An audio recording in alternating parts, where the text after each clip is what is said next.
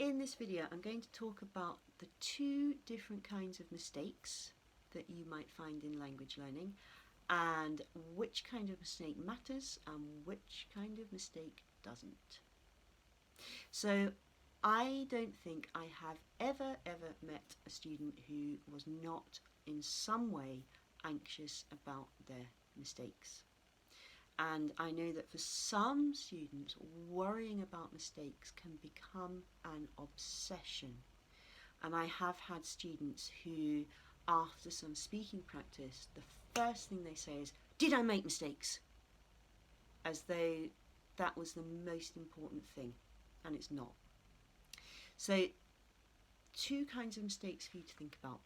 The first kind is called a slip. And a slip is a mistake that you make where you wouldn't usually make one.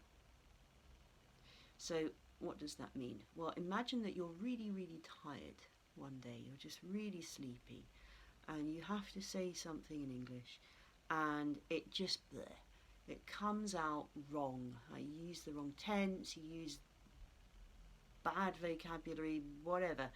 And you think to yourself, oh my God, I don't normally say that. I know that I should use the past continuous there. What was going on? That's a slip, because it's a mistake where you normally would be accurate.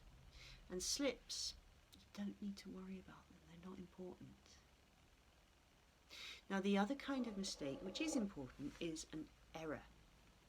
And an error is basically a mistake that you make because you don't really understand the best way or the right way to say something.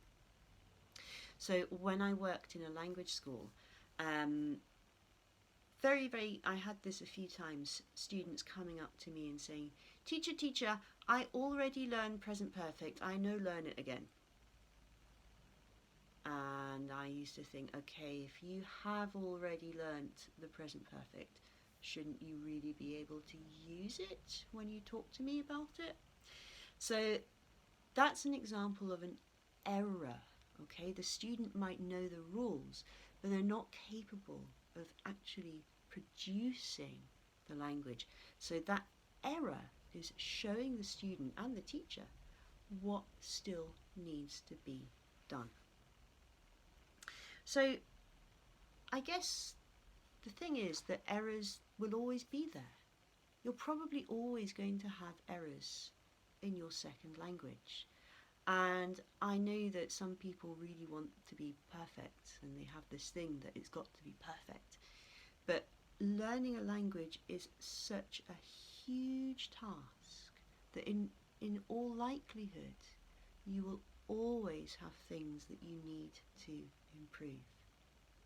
So I invite you to think of your errors as your teachers and your guides. They are there to help you discover what work you still need to do. And when you make a mistake, you can think to yourself, okay, I just made a mistake. That mistake, was it a slip or was it an error? Which was it? And if it's a slip, forget about it and move on. And if you think it really was an error, then you might need to do some work. And of course, the final thing to say is that a lot of learners have got fossilized errors, and that basically means you have a habit of saying something incorrectly. And those errors are really important, because those are the ones that you have to change if you really want to be able to speak more fluently. If you would like more information about this, please click on the link below. That will take you to a post on my Facebook page. My name is Sarah. I am an English teacher and language anxiety coach, and I help people overcome their fear of speaking and using English. Thank you so much for watching this video.